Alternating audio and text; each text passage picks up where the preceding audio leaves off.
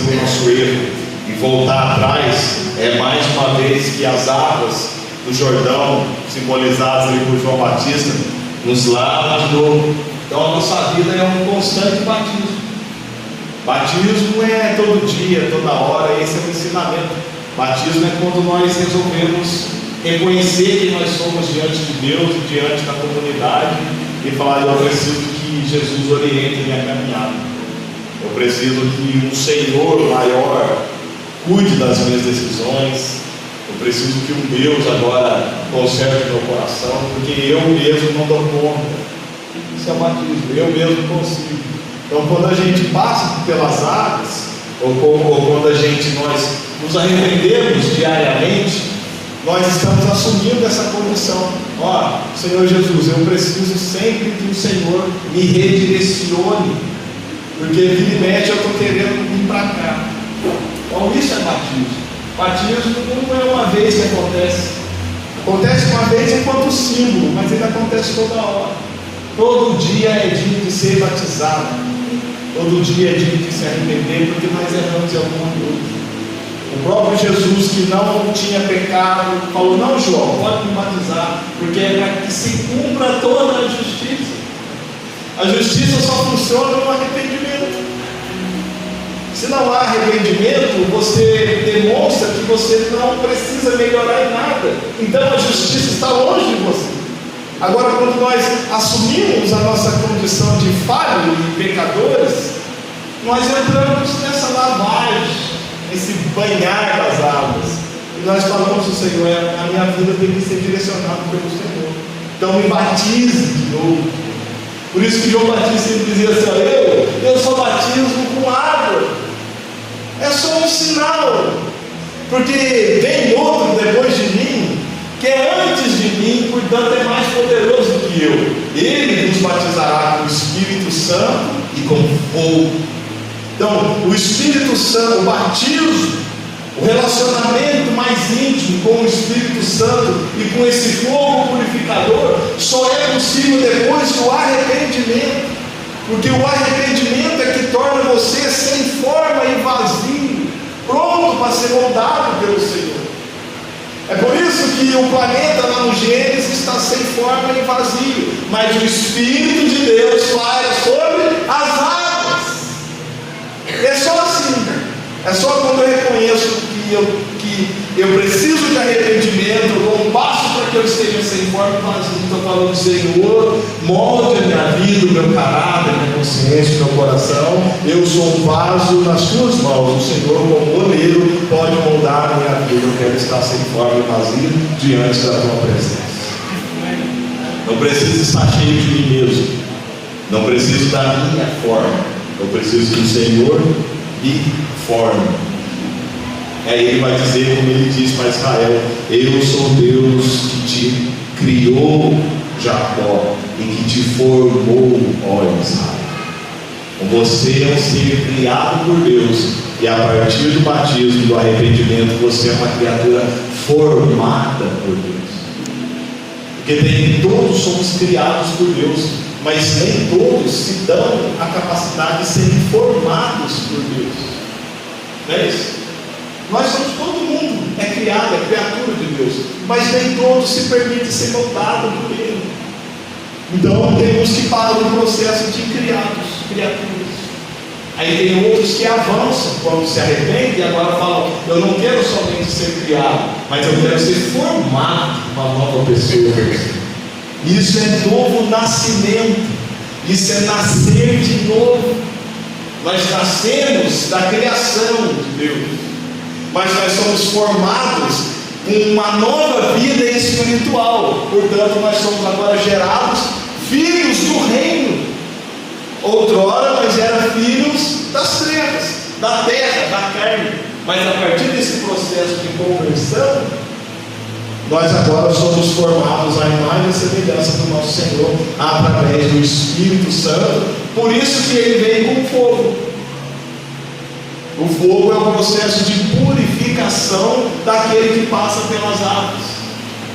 As águas é o sinal da chuva que toda semente precisa para crescer, e o fogo é o sinal do sol que toda semente precisa para crescer. Então, quando você se batiza, você fala, eu sou uma semente que está sendo regada. E quando você começa a crescer, eu preciso do sol para que ele fortaleça as minhas raízes. Então, batismo é entender que a vida é feita de sol e chuva, de momentos tristes que servem para regar essa semente, e de momentos felizes que servem para aquecer a raiz dessa semente e fortalecer. Isso é batismo. Por isso que Jesus sai das águas e vai para o deserto, onde o sol é mais forte.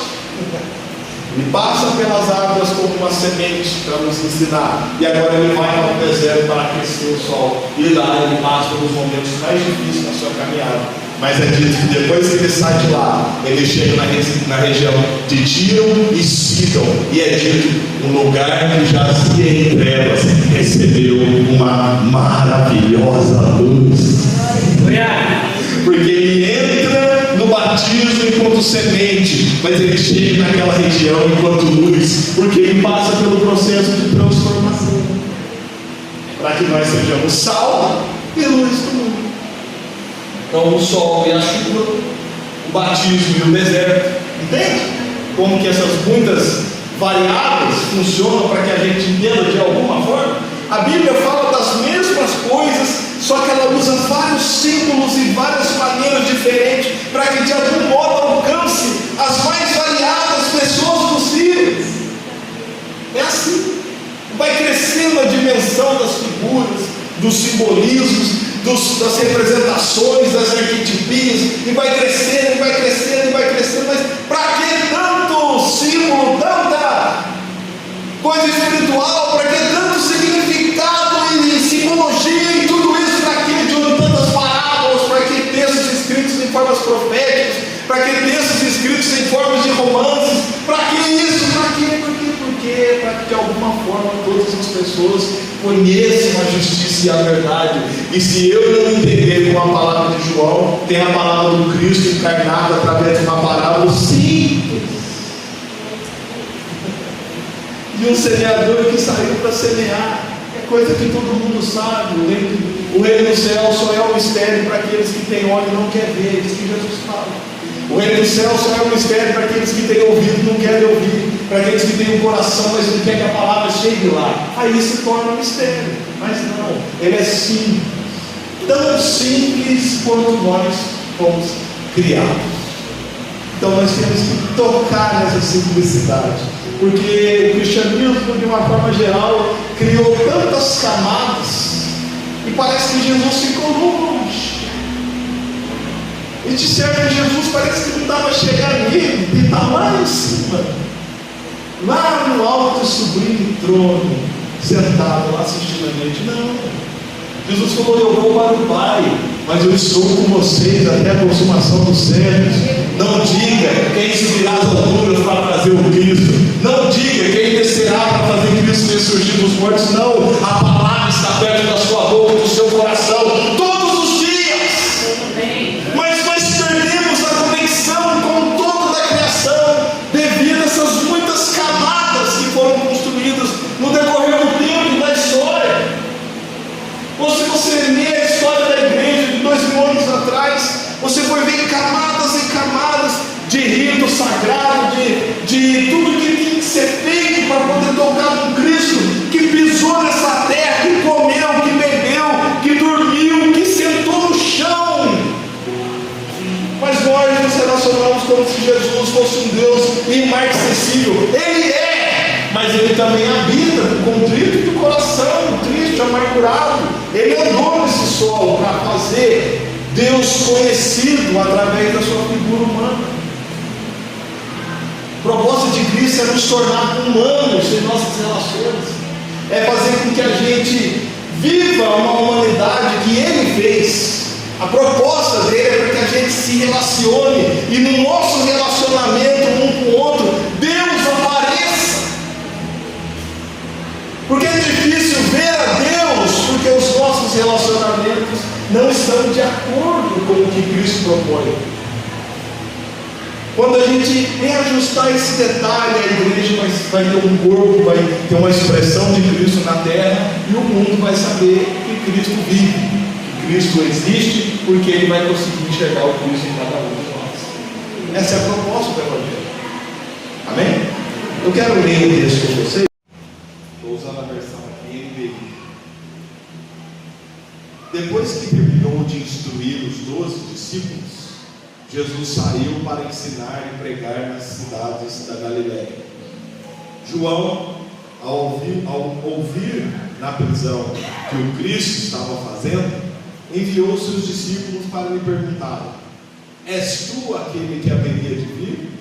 Ou devemos esperar algum outro? João, que nós estamos conversando. Jesus respondeu: voltem e anunciem a João o que vocês estão ouvindo e vendo. Os cegos veem, os mancos andam, os leprosos são purificados, os surdos ouvem, os mortos são ressuscitados, e o Evangelho é pregado aos pobres, e feliz é aquele que não se escandaliza por minha causa. Enquanto saíam os discípulos de João, Jesus começou a falar à multidão a respeito de João. Sabe que o testemunho que Jesus tem sobre você, raramente ele vai falar na sua presença. Já começa assim. Ele podia muito bem começar a elogiar João Batista enquanto os discípulos de João Batista estavam ali. Aí depois os discípulos iam voltar: João Batista, você não sabe o que ele falou de você, cara. Só que isso aí ia fazer o efeito contrário.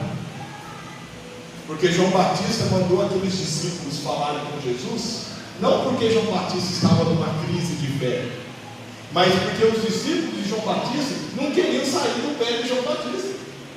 João Batista falava: ele é o cordeiro que tira o pecado do mundo, a ele vocês têm que ouvir. Mas os discípulos estavam grudados em João, não queriam largar de João. Então naquele tempo tinha um discípulo dos fariseus, os discípulos de João e os discípulos de Jesus Cristo. Eles mandam eles lá: vai lá para você ver. E aí eles vêm e falam: nossa, é verdade, os cegos vêm, os mancos andam, os paralíticos levando, os mortos são ressuscitados, o Evangelho está sendo pregado, mas eles não ficam, eles voltam. Isso que é o problema. Então quando eles saem, Jesus começa a falar de João Batista. É assim.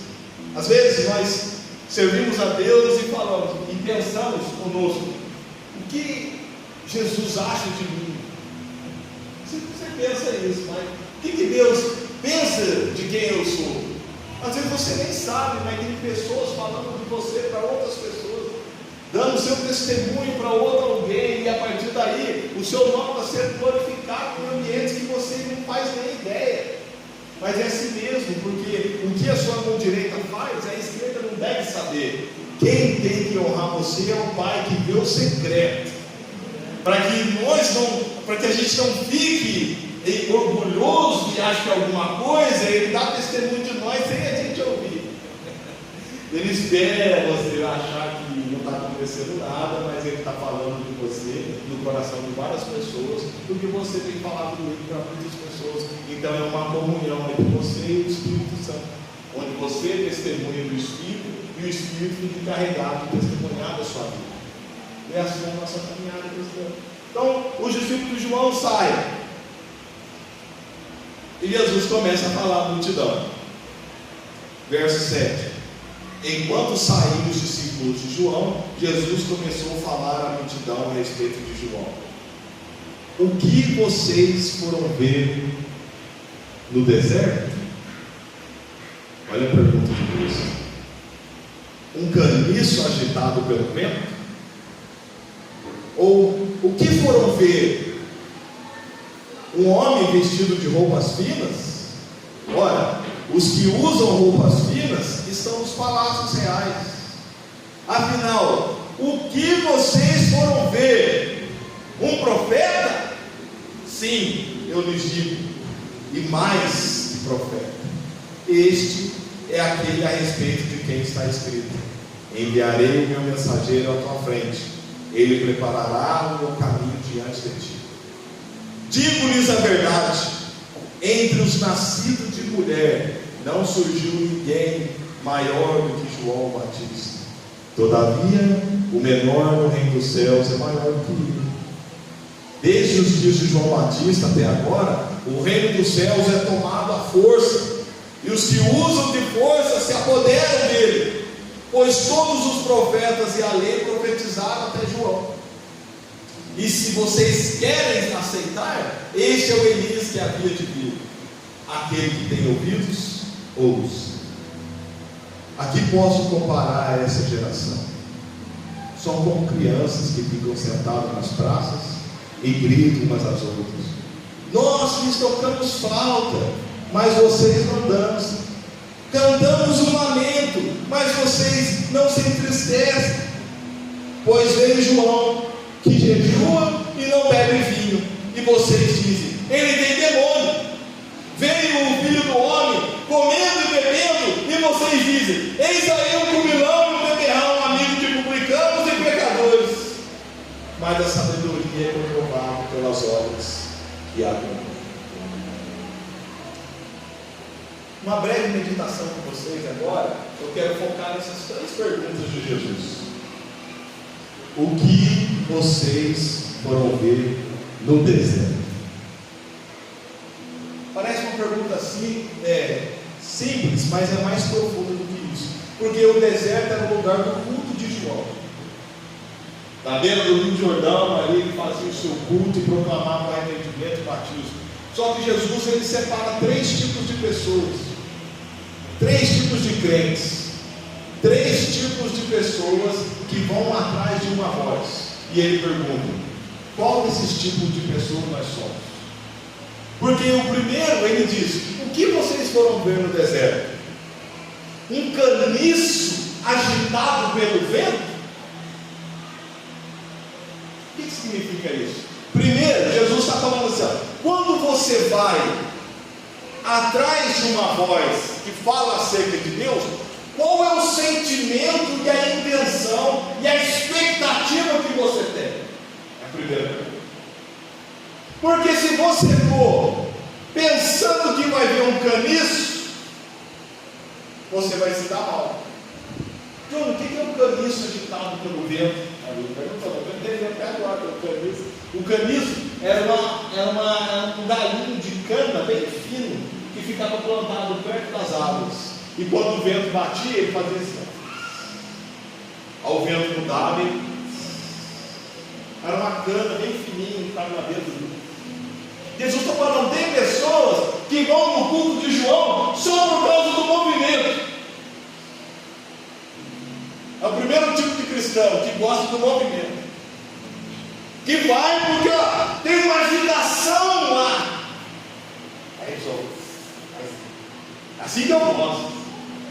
É um culto que move, mano. Se não for assim, Deus não desceu. Eu não estou falando mentira.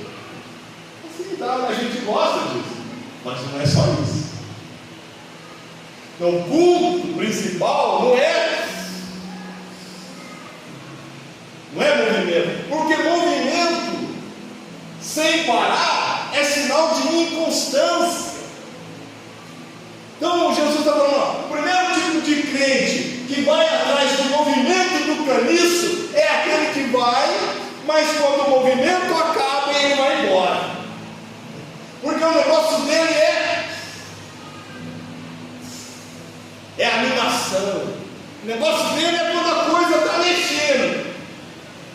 Só que uma hora o vento para e o caniço ou fica de pé ou ele cai. Então João não é um caniço agitado pelo vento, porque João sabe quem ele é. João sabe por que ele foi chamado. Ele não é alguém levado por qualquer sorte de doutrina, inspirado por qualquer vento. Então o primeiro tipo de pessoa, presta atenção, o culto de João não é baseado só em movimento. Uma vida de arrependimento constante, simbolizado na mensagem de João Batista, não se reduz a movimento do caniço. Nem toda hora o vento vai soprar, nem toda hora vai ser do jeito que a gente imagina.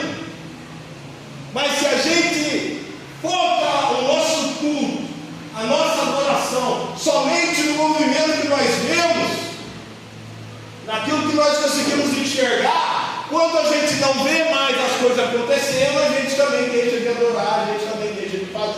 Então o sentido do arrependimento do batismo para nós vai embora. Primeiro tipo de pessoa. Talvez nós, em algum determinado momento da nossa caminhada cristã, a gente foi assim, ou é até hoje, a gente adora o movimento. Não estou falando contra o movimento, estou falando que não é só isso. Que tem hora que o movimento para. É sempre assim. Ó, você tem um movimento lá, hein? Aí depois de um mês, 2 meses, o caniço não era bem do jeito que eu imaginava, a cana quebrou. É assim. É aí que está. Jesus está perguntando no íntimo do deserto do nosso coração: em que você baseia a sua fé? No movimento ou na palavra de João que permanece para sempre? Pergunta. Em que você está firmado? O que atrai você no mundo? O porquê que você vai no deserto? É isso que ele está perguntando. Esse é o primeiro tipo. Pessoas que vão no culto de João por causa do movimento do caniço. Só que quando chegam lá e pensam que João é um tipo de movimento passageiro e se deparam com a mensagem, logo, não era bem esse movimento que... Então o que Jesus faz é demonstrar que nós somos como crianças. Sabe, não é a música que Cristo canta, é a música que nós queremos. É por isso que ele fala aqui, ó. Como que eu vou comparar essa geração? Jesus está pregando. Com que hei de comparar a geração que está aqui na minha frente? São como crianças na praça, que quer dançar a música que eles escolhem. Aí uns gritam: nós cantamos uma música de lamento e vocês não dançam, porque criança é assim, ela brinca um pouquinho e depois já quer mudar. Ou não é assim? A criança, eu falo pela nossa filha, a gente arruma um jeito de brincar com ela, passa 5 minutos e eu falo: enjoei. Pai, já sei, vamos brincar de pular aqui no piso? Vamos. Agora, calma aí. Vamos brincar agora que a gente tem que pular no outro. Tá bom, calma aí. E eu estou na primeira brincadeira. Então, agora, calma aí, pai, vamos fazer o seguinte: vamos dançar e fazer o seguinte. Não, mas qual brincadeira? Eu não brincar nem a primeira ainda. Criança é assim, é inconstante. Sabe? A mensagem de João Batista está acontecendo e você já está pensando em outra coisa. Então, calma. Tem uma mensagem de lamento para você se arrepender. Ouve a música de João e se lamente com essa pregação e conserte essa caminhada. Depois vai vir uma outra música que você pode dançar. Mas é como crianças que ficam: a gente canta aqui, mas você não dança mais, já enjoei. Não é assim. Eu enjoei de João Batista. A primeira classe de pessoas. E para quem nunca ouviu falar, ou não sei se você sabe, mas a mensagem completa de João Batista está lá em Isaías 40. É porque às vezes a gente só fica com aquela uma, né?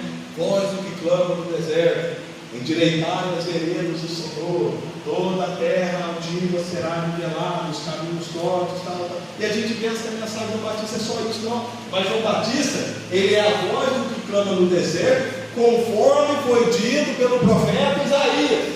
Então a mensagem integral de João Batista está lá em Isaías 40. Vamos ler? Isaías no capítulo 40, olha que interessante.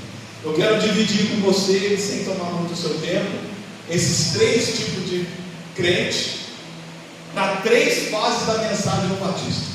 Então a mensagem do Batista está dividida para esses que gostam do movimento. A gente vai ver o segundo grupo, que são aqueles que vão atrás de coisas finas. E a gente vai ver o terceiro grupo, que é aqueles que gostam só de profecia. Nossa, isso é o que mais tem. Falou que tem uma profecia, cadê? Na onde? Mas a vida cristã não é feita só isso. Isaías capítulo 40, olha que interessante. Então aqui é na íntegra o que João Batista pregava no culto dele. Então, eu vou convidar você nesse momento a ir no culto de João Batista. Vamos? Vamos ver a pregação de João? Por que multidões e multidões chegavam naquele lugar e muitas pessoas achavam que ele era o Cristo?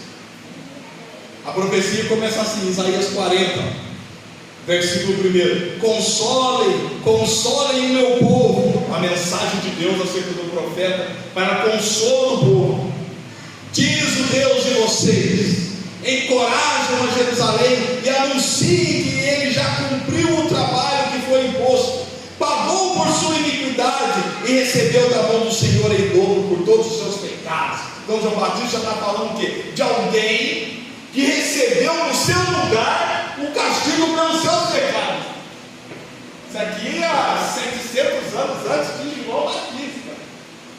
A mensagem dele estava escrita. Por isso que ele fala: João, você é o Cristo. Ele fala: não, eu só sou uma voz. Eu sou uma voz que clama no deserto, conforme disse Isaías. Eu incorporei aquela profecia. Eu não sou o Cristo, eu sou amigo do noivo. Então eu estou falando do Cordeiro que tira o pecado do mundo. Então eu estou anunciando uma boa nova para você. Se você entrar no batismo e se arrepender, os seus pecados caiu em dobro naquele que não tinha culpa, e ele já levou sobre si as suas transgressões. Aí a multidão começava. Deve ser um caniço. Será? Verso 3: uma voz clama: no deserto prepare o caminho para o Senhor. Mensagem de João. Faça no deserto um caminho reto, prepare o caminho reto para o nosso Deus. Então João Batista estava preparando os corações para a chegada do Cristo. E ele estava no céu. Todos os vales levantados, todos os montes e colinas serão aplanados. Você que é grande demais, você que é orgulhoso demais, você que é altivo demais para receber o Cristo, você tem que estar nivelado. Pode parar. Pode descer do pedestal. Aí metade da turma vai embora. Quem viu o caniço no chacoalho, mas chacoalha de outro jeito. Rapaz, está mais uma vara do que com alguém que fica. Pode descer. As terras acidentadas se tornarão planas. Aí as pessoas machucadas: opa, eu sou uma terra machucada, eu sou uma terra acidentada, então essa mensagem é para mim.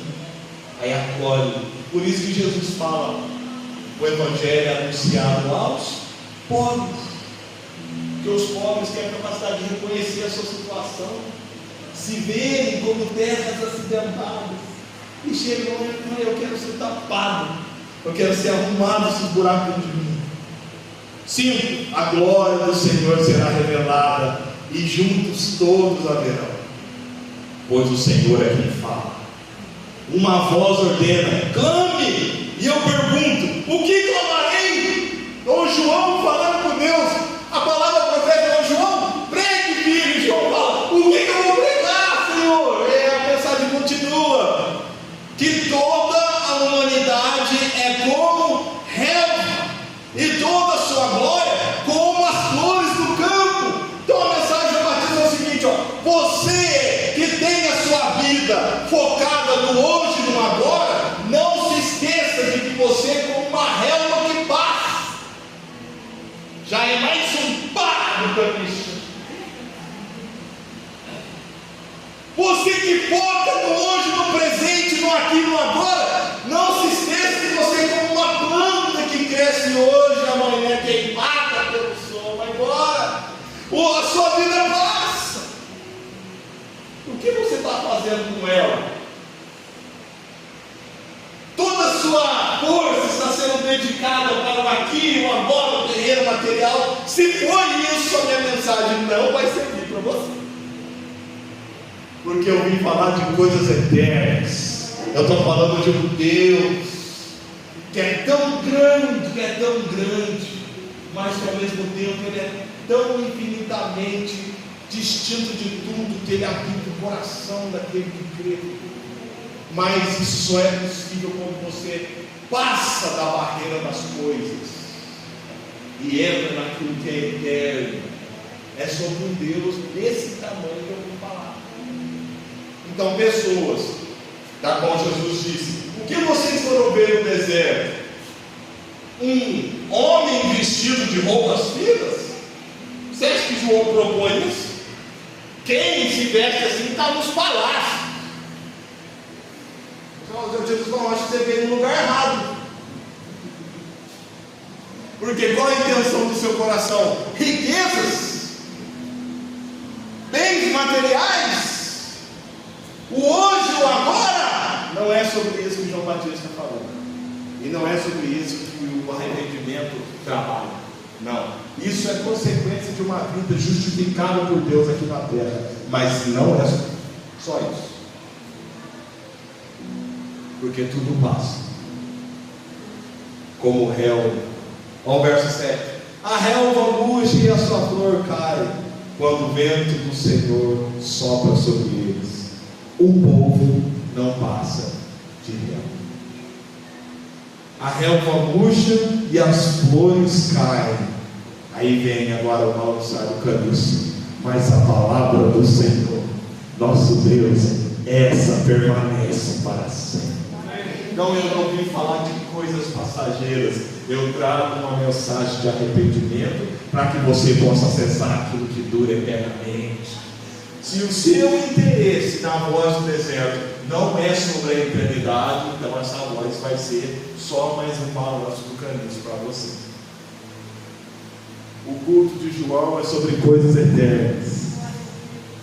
E como é o nosso culto? É uma reflexão que a gente tem que fazer. Como tem sido os cultos por aí? Será que o alvo é a eternidade? Ou será que o alvo é o hoje ou agora? No culto de João, meu querido varão, eu acho que se ele pregasse hoje, talvez teria uma quantidade parecida com ele. Pouca gente. Porque a eternidade está muito longe. A eternidade, a eternidade, depois que eu morrer, eu alcanço. Não. A eternidade não é uma vida sem fim. Erra quem pensa que a eternidade é um tempo sem fim. E sabia que a eternidade não é um tempo sem fim? Sabia que a eternidade não é uma condição de viver para sempre?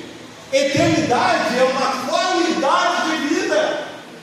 Eternidade não é uma vida extensa para sempre, não. Eternidade é uma condição qualitativa daquele que crê e vive. Por isso que um certo fariseu chegou para Jesus e disse: varão, o que hei de fazer para herdar a vida eterna? Jesus falou assim: ué, use de misericórdia. Só isso. Vida eterna é usar de misericórdia. O outro chega e fala: Senhor, o que hei de fazer para herdar a vida eterna? Jesus falou: você conhece os mandamentos? Conheço, Senhor, então prepare o que você tem com os pobres. Aí você vai entrar na vida eterna. Não quero.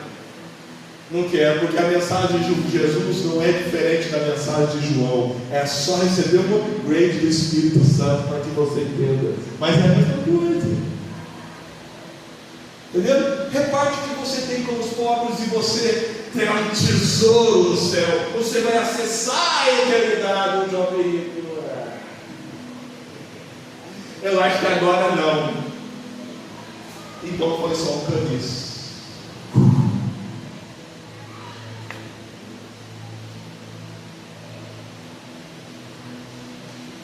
Verso 9. Esse é a segunda classe. Primeira classe de pessoa que gosta do movimento. João Batista está falando: não, eu vim falar de coisas eternas e não de coisas passageiras. A segunda classe é aqueles que Jesus fala: o que vocês foram ver no deserto? Um homem vestido de roupas finas? Um alguém luxuoso? Você acha que aqui é um palácio? É uma igreja shopping? É um lugar extraordinário? O que você está achando? Não, a gente está no deserto. E eu pisando na terra, bebendo água do Jordão, pregando no meio do mato. Porque a eternidade não tem a ver com a luxuosidade das coisas, a eternidade tem a ver com a simplicidade do chão que você pisa, da água que você bebe, do lugar das pessoas que você senta. É por isso que Deus está longe de certas pessoas, porque não consegue estar integrado com toda a criação. Você não consegue ver Deus na relva, o Deus do rio que você vai, na praia que você visita, na pessoa que você se relaciona. Cadê Deus?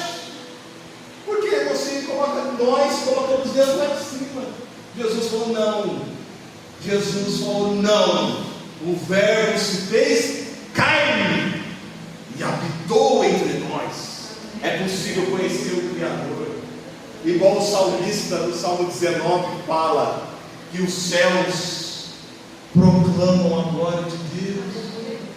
Sabe? Uma noite, ele fala, discursa a outra noite. O dia fala para outro dia, mas ninguém ouve a sua voz acerca de um Deus que criou todas as coisas.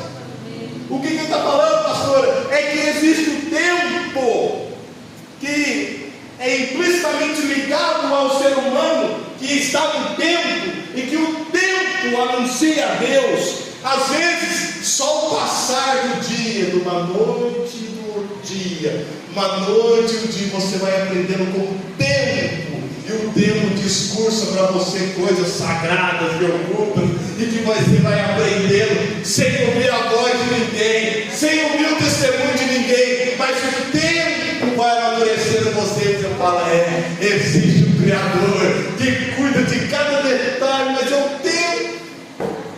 É uma noite que fala que a outra noite é você na sua cama e deita, e mais uma noite é você para mais uma noite começa a fumar verdade.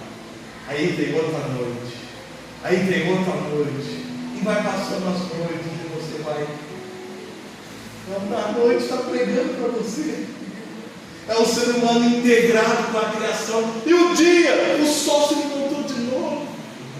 Aí vai de novo. Não, mas vai de novo. Você está aqui, ó. Quantos levantes do sol. E você continua em pé. Porque o tempo anuncia para você a palavra eterna de Deus. E João Batista está aqui falando dessas coisas. Por isso que a multidão chegava. Nossa! Verso 9. Você que traz boas novas a Sião, suba no alto monte. Você que traz boas novas a Jerusalém, erga a sua voz em gritos. Erga, não tenha medo. Diga à cidade de Judá: aqui está o seu Deus, soberano Senhor, vem com poder. Com seu braço forte ele governa. A sua recompensa está na sua mão, e o seu galardão o acompanha. Como um pastor que cuida do seu rebanho, e com o braço ajuda os cordeirinhos e os carrega no colo, conduz com cuidado as ovelhas que amamentam suas crias. Aí João Batista está falando, eu estou falando de um Deus criador, mas que cuida do seu povo como um pastor que pega você no colo. Está vendo como é que esse Deus é grande? Mas ele pega você no colo. E as pessoas que amamentam, que cuidam das outras pessoas, ele tem paciência. Então você está com um rebanho, a figura é essa: eu estou com um rebanho gigante, e aqui estão os machos. Daqui a pouco vem os filhotinhos cansados. Aí o pastor quer filhotinho. Aí daqui a pouco os que amamentam vão para trás. Aí ele fala: espere, deixa comer o patinho. É como quando você vai passear com o cachorrinho. Você está assim, né? É porque quer comer um patinho e você deve. Aí quer fazer assim. Não para? Não deixa de dar uma paradinha? É porque você tem paciência. É Deus assim com a gente. É isso que João Batista está falando, calma. Você serve um Deus paciente. Você serve um Deus que, se precisar, ele vai pegar você no colo. Tá? Você serve um Deus que, se precisar, ele vai conduzir você como pastor. Mas você precisa acessar esse tudo da revelação, estar integrado com Deus a partir das árvores. Por isso o simbolismo desses dois elementos, água e fogo. Não tem ninguém que nunca ouviu falar de água, não tem ninguém que não sabe o que é fogo, que é para ser simples mesmo. É para ser fácil de pegar e de entender. É como o pastor que está falando, ele espera cuidadosamente lá nas ovelhas que abandonam. Sabe? Você, nós aqui, ou aqueles que estão na frente, né? Eu falo pela pastora, pelo pastor que estão aqui nos pastoreando. Deus, ele trata assim. Esses que nos amamentam espiritualmente, Deus cuida assim de perto. E nós que estamos nesse processo de filhote, Ele pega o nome. Está entendendo? Mas como, João? Eu não percebo isso. É claro, porque Deus, você está lá em cima.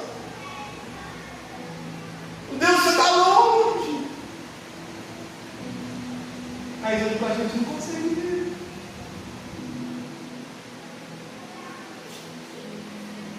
Aí ele fala, verso 12: quem mediu as águas na concha de suas mãos? Não. Olha, mas eu não estou falando de robô chimoso. Eu não estou falando de igreja como templo.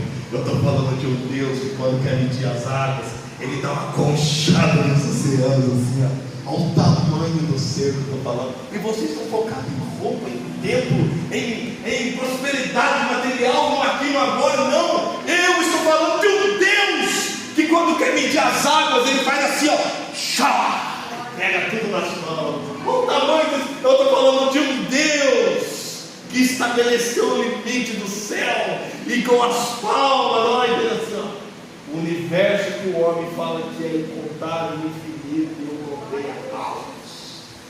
É de um Deus assim que eu estou falando, tão grande que mede os limites do universo, mas tão extraordinariamente pequeno que é capaz de estar com uma ovelha que amadeira.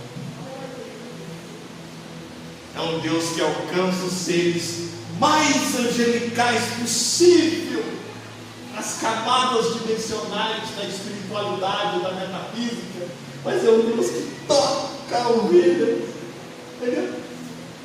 É um Deus que está em tudo. A partir do momento que você começa a ver, aí você vai tendo paz. Você chega naquela coisa que Davi fala, não dá nem para subir em lugar nenhum que está lá. Não tem como esconder o lugar nenhum que está lá também. Não dá para eu descer no mais profundo do abismo, porque ele está lá. Aí você tem igual Jonas, ainda que uma baleia engula e leve nas portas da morte, lá o Senhor escuta a minha voz. Porque esse Deus é assim, grande, grande, grande, grande, grande, pequeno. Nessa variedade de formas e transformações da eternidade que alcança cada ser humano, cada um. A gente só nos reintegrar com Ele. Quem jamais colocou o peso da terra, ou pesou os montes na balança e as colinas nos pratos? Quem definiu os limites para o Espírito do Senhor? Eu lembro de João Batista falando, todo mundo vem batizar, não estou escolhendo a pessoa. Por quê? Porque não tem limites para o Espírito Santo do Senhor. Ele sopra onde quer. Então, se o Deus que fez todas essas coisas não colocou limites para o seu Espírito, por que nós queremos colocar? O que a gente define quem é e quem não é? O que a gente quer estabelecer o digno e o indigno? Não! Você esqueceu que Ele é o Criador de todas as coisas? Que Ele sabe das mazelas, das fragilidades, dos erros e dos desvios de cada ovelha que está junto com Ele. Por isso que Ele é capaz de conduzir o rebanho, pegar no colo e ter paciência com aquele que está com dificuldade naquele momento. Ele sabe! Ele é Deus! Então a mensagem de João Batista é o culto numa beira do Jordão, vestido de pele de animais, seminu, com gafanhoto no espelho, comendo e pregando.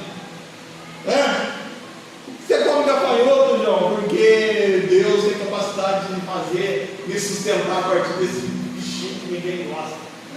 Eu creio no Criador, que que me alimenta através de um mísero gafanhoto. Eu venho do Criador que me tira do frio do deserto, mesmo faltando pelos aqui para tampar o meu corpo, porque eu estou integrado com Deus, que fez o céu e a terra, e como pastor cuida de cada passo de você.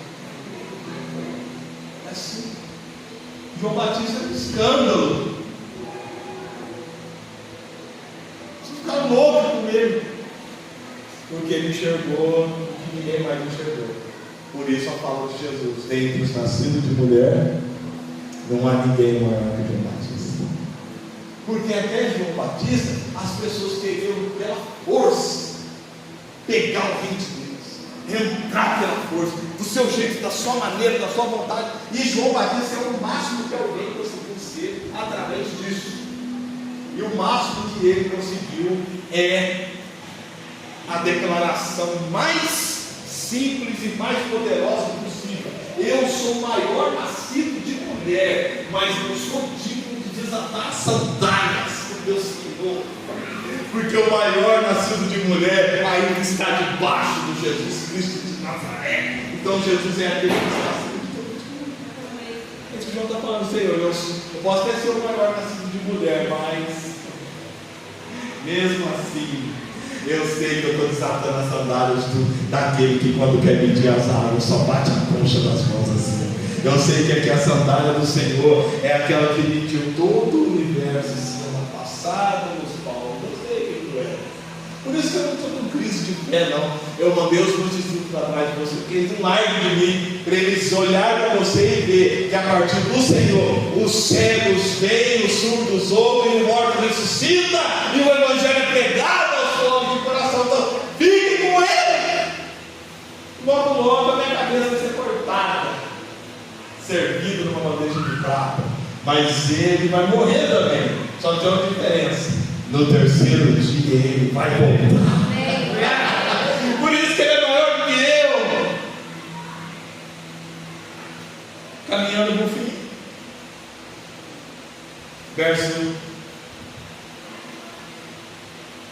14. E a quem o Senhor consultou que pudesse esclarecer. O Batista está falando para aqueles que acham que Jesus está respondendo a segunda pergunta: o que vocês foram ver no deserto? O que vocês foram ver no deserto? Qual é a intenção de vocês ao ir nesse mundo? O que está no coração de cada um de vocês? É o movimento? É a aparência das coisas? Ou é o interesse sobre um Deus que jamais foi aconselhado por ninguém, e que mesmo assim faz todas as coisas de formas corretas e perfeitas? Quem jamais conheceu a mente do Senhor? O apóstolo Paulo diz: quem foi o seu conselheiro? Quem primeiro deu a ele para que ele devolvesse alguma coisa? Quem? Porque dele, por meio dele e para ele são todas as coisas. A ele, pois, a glória eternamente. Amém. Porque ele tem Deus. Verso 15. Na verdade, as nações são como a gota que sobra do balde. Para ele, são como um pó que resta na balança. Por que muitas pessoas queriam matar João Batista? Mas você está falando, está vendo? O Império Romano, gigantesco, que toma conta do mundo, para esse Deus ele é um pó que sobra na balança. Uma afronta política errada. Esse cara está falando lá no deserto. Jesus não tem gente que vai vir no deserto. Mas a mensagem é a mesma. Independente de quem está vindo ou não. É a mensagem eterna de um Deus, Criador de todas as coisas, mas que acompanha aquele que é pequeno e humilde de coração. Então a mensagem de João, se você ler Lucas, quando João está pregando: arrependei-vos, raça de víbora. Só essa turma aqui que é raça de víbora. Não, todo mundo chegava: raça de víbora. O que é isso, João? É que nós caímos e seguimos a ideia da serpente. semente de víbora. Todo mundo, raça de víbora. É a turma chegar, o soldado, pode ler lá em Lucas, no Evangelho de Lucas 3 e 4, quando ele começa a pregar e fala: um machado já está na raiz das árvores. Quem não produzir bom fruto será cortado. Nossa, que machado foi esse? Aquele começou a ficar. Produzir os frutos dignos de arrependimento. Aí chega 3 tipos de pessoas. Primeiro, o soldado romano. João não era judeu, não conhecia o Javé, o Yavé, o Rio de Rei, não conhecia o Elohim, o Shaddai, não conhecia nada. E chegou lá um soldado romano, adorador de imagens, de ídolos e de um panteão de deuses que não dá nem para contar. Chegou lá: João, tá bom, o que eu tenho que fazer a partir de agora? João fala: não use da sua autoridade para extorquir ninguém. Vai embora. Lê? Calma aí. É só isso. Aprenda a se relacionar com o outro. Imagina aquilo que o soldado romano: nossa, mas eu achei que eu teria que fazer um sacrifício para um dos deuses. Eu achei que eu teria que. Não. Pare de usar a sua autoridade para extorquir outras pessoas. Aí chega o publicano: João, tá bom, o que eu tenho que fazer agora? Aí João vai dizer: não cobre nada de ninguém além daquilo que foi proposto. O que mais? É só isso. É por isso que você trabalha? Então aprenda a usar o que você trabalha para servir o reino de Deus. Soldado romano, é por isso que você trabalha, então use daquilo que você é para servir o reino de justiça. Pronto, não tem segredo. É só mudança de mente. Olhe para o seu próximo e se enxergue nele. Então você começa a ser reintegrado. Sabe por quê? Nós temos a ilusão de que nós temos a nossa vida. Nós temos ilusão porque nós falamos assim: pastor, eu tenho a minha vida. Você tem a sua, você tem a sua, você tem a sua. Mas você sabia que você não tem uma vida? Você sabia que você existe na vida? E eu e você não temos uma vida independente uma da outra, mas nós estamos na vida. Se a gente entender que nós só vivemos, nos movemos e existimos porque estamos na vida, eu paro de olhar para você diferente, porque a vida que sustenta você é a mesma que me sustenta e é a mesma que sustenta o cachorrinho lá da sua casa. Não tem diferença, porque ele é a vida que a tudo faz existir. Então é uma ilusão do nosso ego dizer que eu tenho a minha vida, eu faço o que eu quero da minha vida, eu ajo do jeito que eu quero. Não, você tem uma existência, por isso que você nasce e morre, mas a vida continua. Bom, nós não temos uma vida à parte do outro, nós não temos uma vida independente do outro, nós estamos na mesma vida. Mas por que? Qual a razão do nosso egoísmo? É exatamente achar que nós temos a nossa vida. Então, quando eu penso que eu tenho uma vida separada da do outro, logo eu caio dessa graça universal que é uma vida que sustenta toda a criação. Ou eu estou errado? Porque Cristo falou: eu sou o caminho, a verdade e a vida. Não sou uma vida, sou a vida.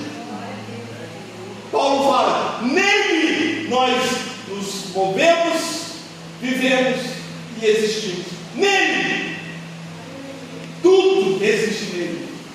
Nada do que foi feito sem ele.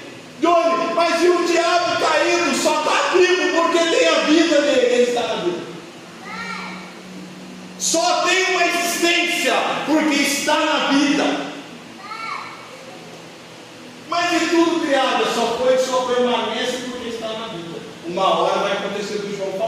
machado está na raiz das árvores.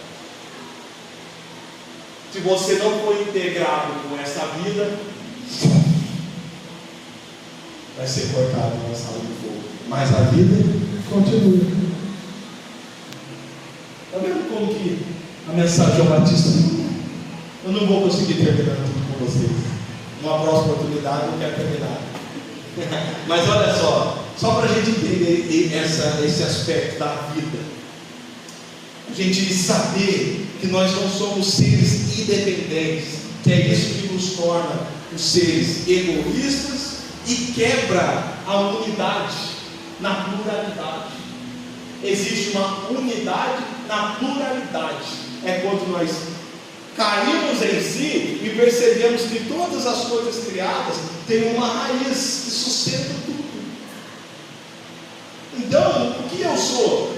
Eu sou parte dessa grande obra de Deus.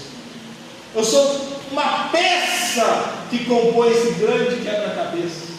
Mas a vida que faz a planta existir é a vida que me faz existir. Você já viu que a diferença da morte para um e para o outro é só um pouquinho mais de força? Para matar uma formiga você faz assim. Um ser humano morrer é um tiro. A diferença é a dimensão da coisa. É só. A formiga só vive, acabou a vida. Acabou a vida não, acabou a existência dela. Não existe mais. Aqui, enquanto ser criado no tempo. E eu posso estar andando num caminhão sem querer e errou, aconteceu alguma coisa, minha existência foi embora.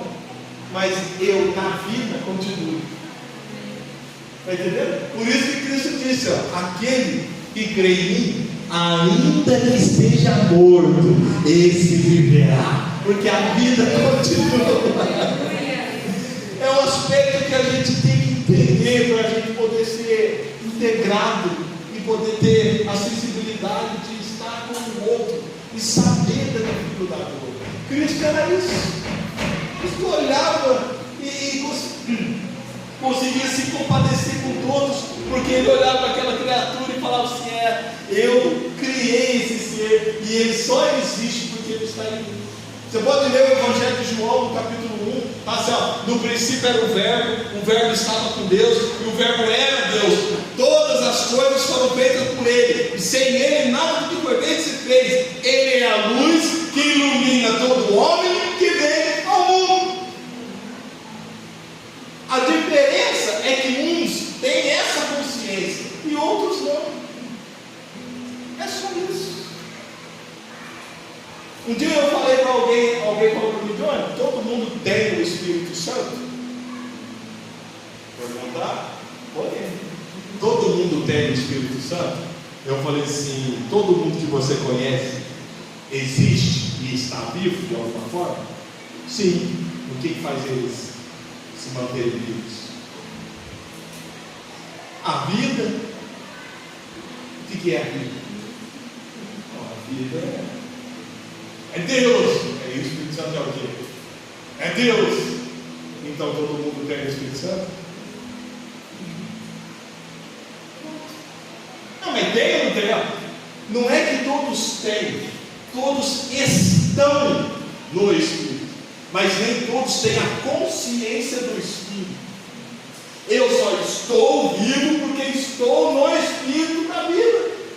Mas por que a Bíblia fala que uns têm o Espírito Santo, outros não têm? É uma linguagem para você entender daqueles que já foram despertados para o conhecimento e daqueles que ainda não. Mas aqueles que conhecem a verdade do Evangelho e aqueles que ainda não, os dois existem.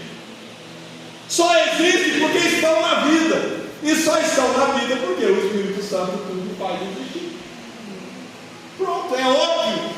Quando você entende que o Espírito Santo é Deus, então, logo que ele é Deus, ele é o quê? Eterno, onipresente, onipotente, onisciente, sapiente e mais do que ele quiser ser, que eu não sei falar. Mas só o fato de ele ser onipresente, como um lugar onde ele não está. Pronto, como é que responde isso? A resposta mais óbvia é sim. todos estão no Espírito da vida, mas nem todos têm essa consciência.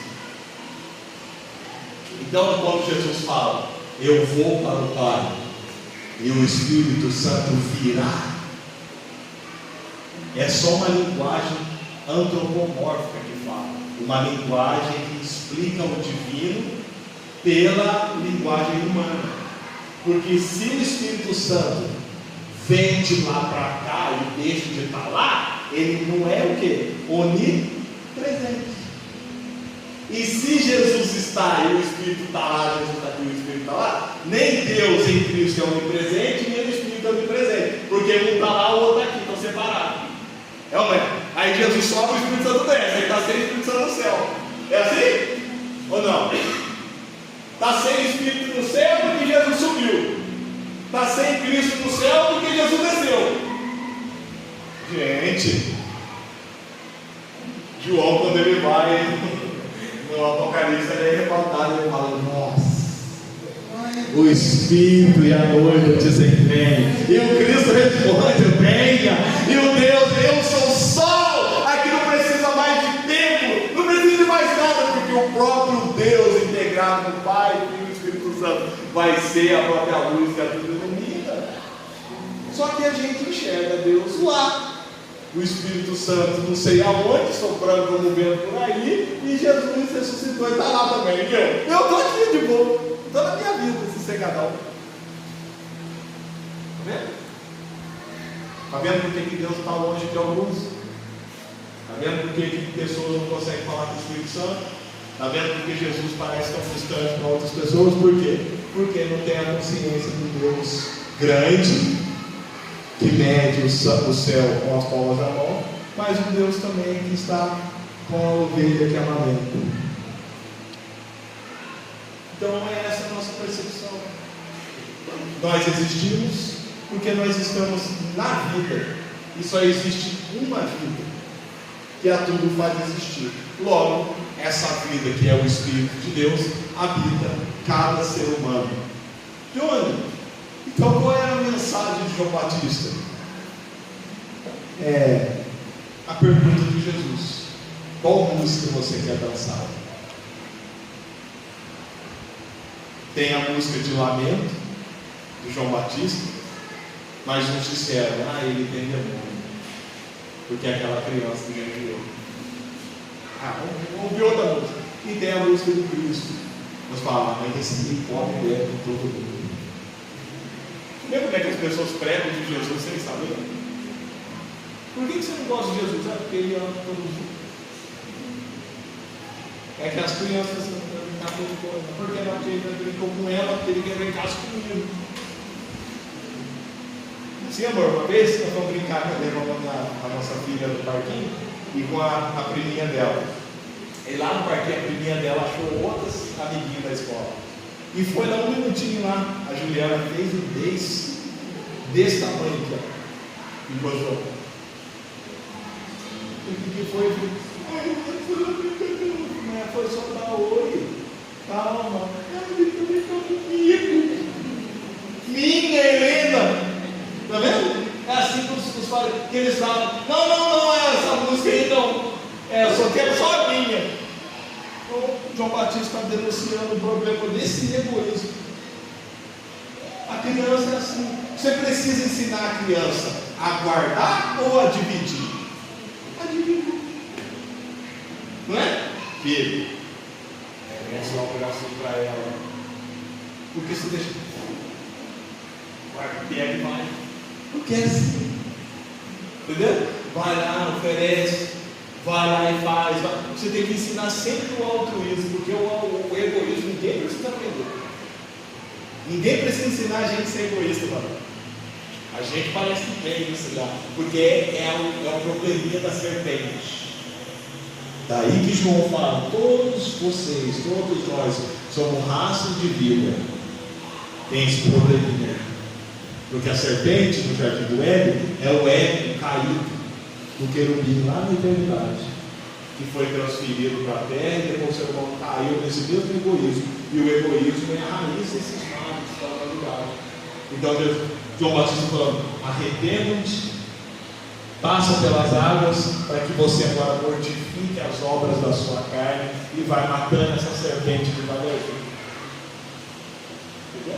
Por isso que a cruz foi fincada na terra, e Paulo diz que aquilo ali foi o pisar na cabeça da serpente. Cristo conduziu aquele corpo totalmente escravo para a cruz, crucificou o seu eu, crucificou o seu ego, crucificou a sua serpente. Ele fala: quem quiser vir após mim tem que pegar a sua cruz. Por quê? Para você crucificar a sua também. E assim a gente vai vivendo de glória em glória, matando uma serpente cada dia, um pedacinho dessa raiz que vive na gente.